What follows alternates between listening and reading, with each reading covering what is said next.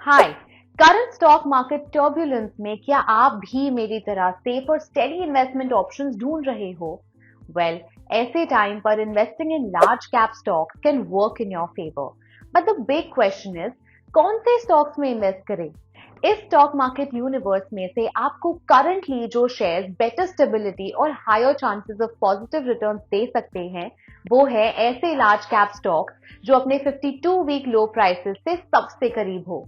तो इस वीडियो में हम आपके लिए लेकर आए हैं top 5 large cap stocks near their 52 week low price. हमने पोर्टफोलियो डाइवर्सिफिकेशन को माइंड में रखते हुए अलग अलग सेक्टर से स्टॉक्स पिक किए हैं।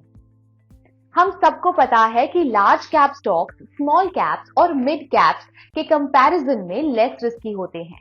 अगर हम ऐसे लार्ज कैप सिलेक्ट करें जो अपने 52 वीक लो प्राइस से सबसे करीब हो, तो हमें डिस्काउंटेड एंट्री पॉइंट मिल जाती है। शुरू करने से पहले मैं आपको 3 बेसिक चीजें बता देती हूँ। मार्केट कैप क्या होता है? मार्केट कैपिटलाइजेशन या मार्केट कैप हमें कंपनी की साइज के बारे में बताता है। मार्केट कैप कैलकुलेट करने के लिए हमें चाहिए सिर्फ 2 चीजें: कंपनी के कितने शेयर स्टॉक मार्केट में ट्रेड हो रहे हैं और हर एक शेयर की करंट मार्केट वैल्यू। इन दोनों फैक्टर्स को मल्टीप्लाई करके हमें मिलता है कंपनी का मार्केट कैप। फॉर एग्जाम्पल, अगर एक कंपनी के 10 लाख शेयर मार्केट में अवेलेबल है और हर शेयर की कीमत है ₹100, तो इस कंपनी का मार्केट कैप होगा ₹10 करोड़। अब जान लेते हैं कि लार्ज कैप कंपनीज किसे कहते हैं। लार्ज कैप कंपनीज ऐसी कंपनीज हैं जिनकी रैंकिंग 1 to 100 के बीच में आती है एज पर मार्केट कैपिटलाइजेशन। इन कंपनीज के स्टॉक्स इन्वेस्टमेंट पोर्टफोलियो में स्टेबिलिटी और रेजिलियंस लाते हैं, specially during dynamic market conditions. Large cap companies generally अपने सेक्टर की लीडिंग कंपनीज होती हैं with established track records of positive revenue and profit, जिसकी वजह से ये स्टॉक्स लेस वोलेटाइल होते हैं। What is the 52 week low price? 52 week low price यानी किसी भी स्टॉक की पिछले एक साल की lowest price.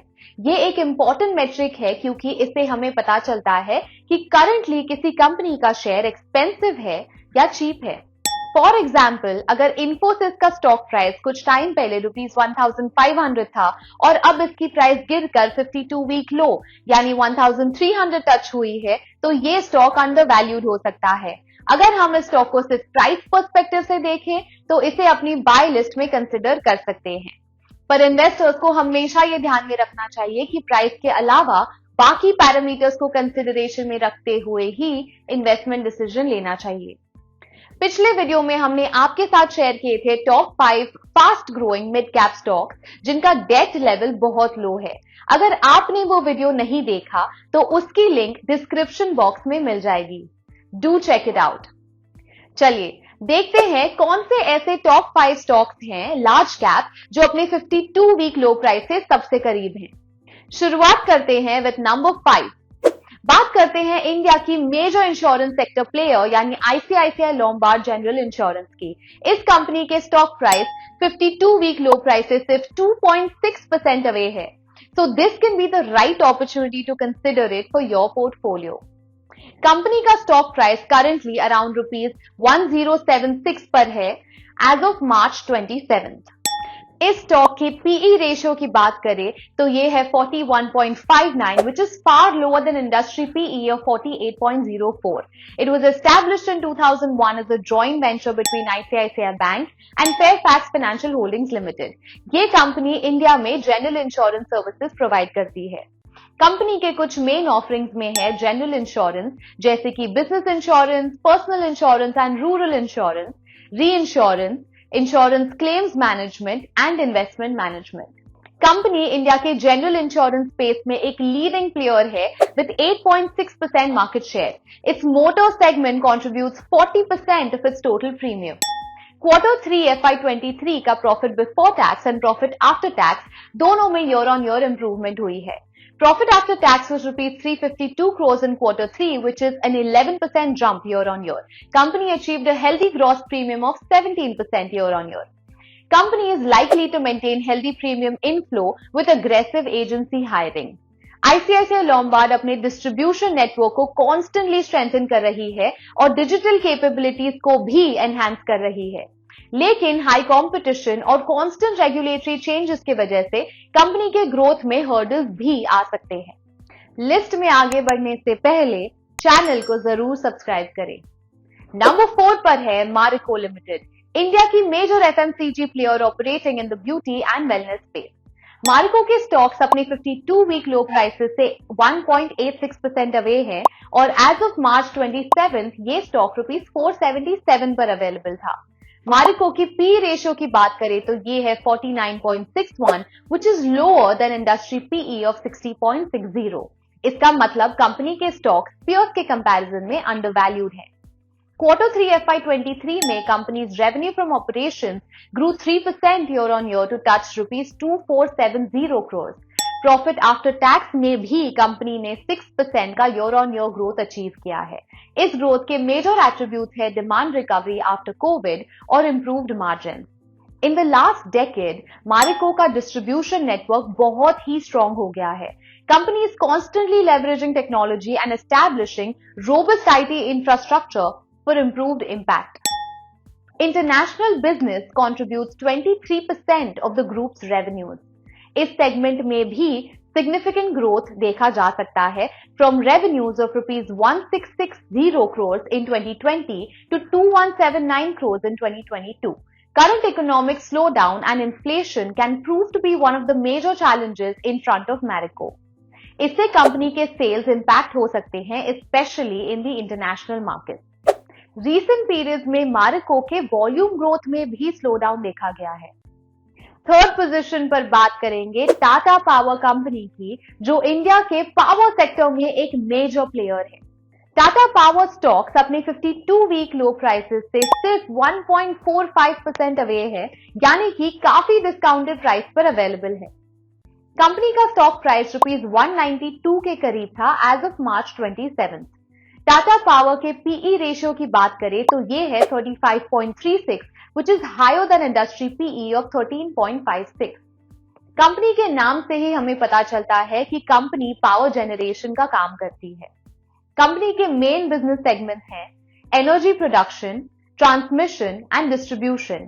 Company coal mining operations का काम भी करती है। Tata Power's profit after tax for Q3 FY23 rose 91% year on year to reach 1052 crores. That's a huge jump.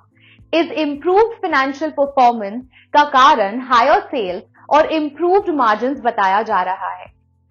Company second quarter में इसे भी बेटर रिजल्ट एक्सपेक्ट कर रही है, क्योंकि अब गर्मी का सीजन सेट हो रहा है और इससे पावर की डिमांड बढ़ जाती है।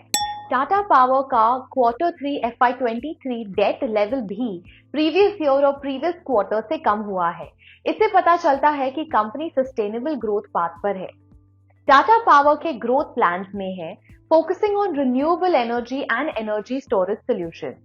ये कंपनी जल्द ही electric vehicle charging infrastructure space में एंटर करना चाहती है।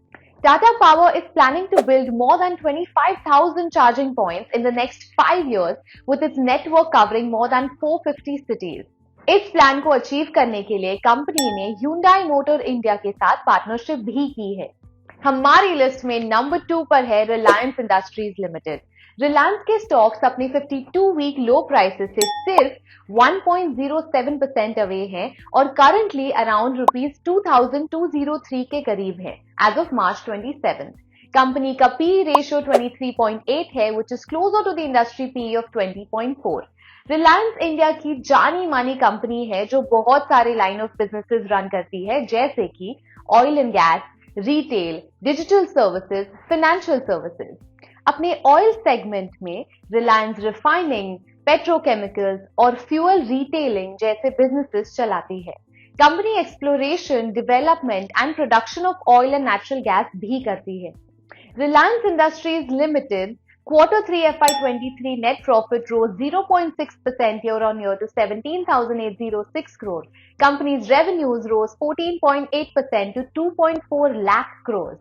कंपनी का पिछले 5 साल का ट्रैक रिकॉर्ड देखें तो रेवेन्यू ग्रोथ है 17.94% which is much higher than industry average.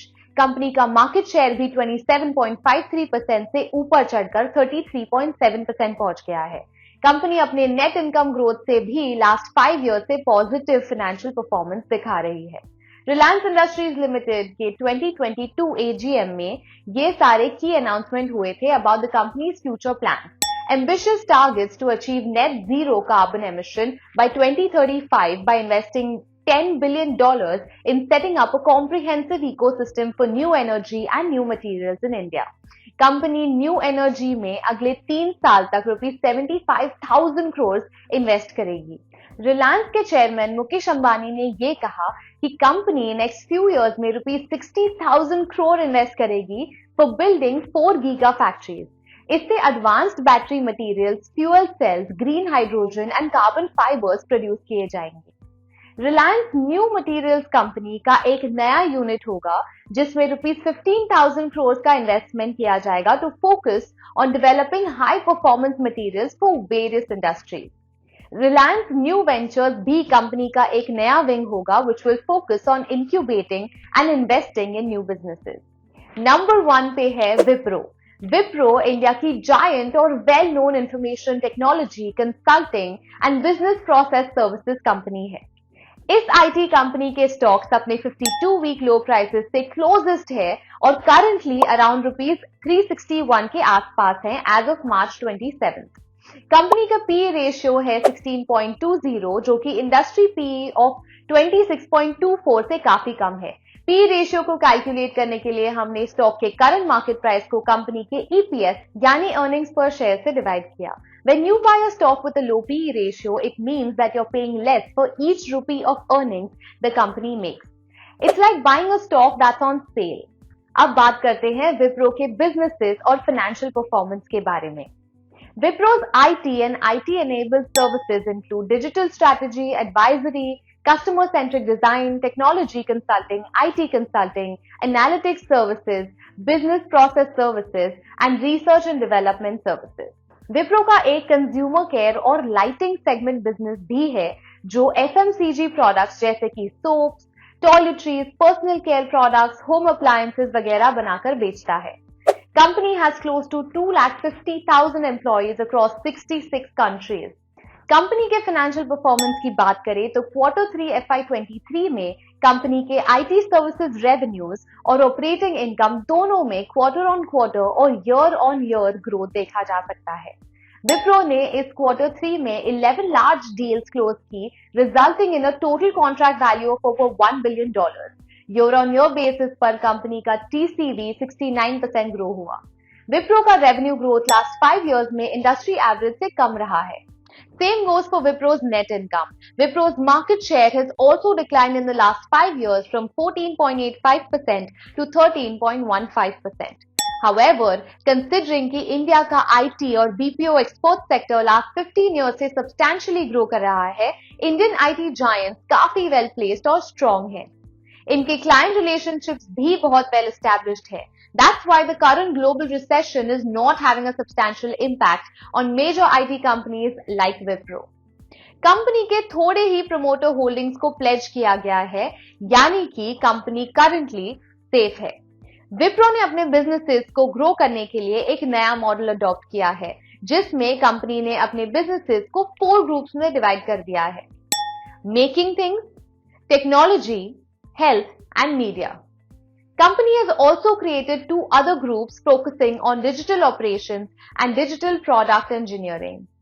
तो इस वीडियो में जो टॉप 5 लार्ज कैप स्टॉक्स हमने डिस्कस किए वो आप अपने पोर्टफोलियो के लिए कंसिडर कर सकते हो, स्पेशली कंसिडरिंग कि इनके प्राइसेस पर करंटली आपको अच्छा बार्गेन मिल रहा है। लेकिन before you take any action, we strongly suggest कि आप अपने साइड से थरो रिसर्च करिए and take a closer look at these companies. इससे आपको कॉन्फिडेंस रहेगा about the long run gains from your investment decision. We hope that you found this video informative and it has given you valuable insights to take informed investment decisions. Thank you for watching and make sure to hit that like button and subscribe button for more such informative videos.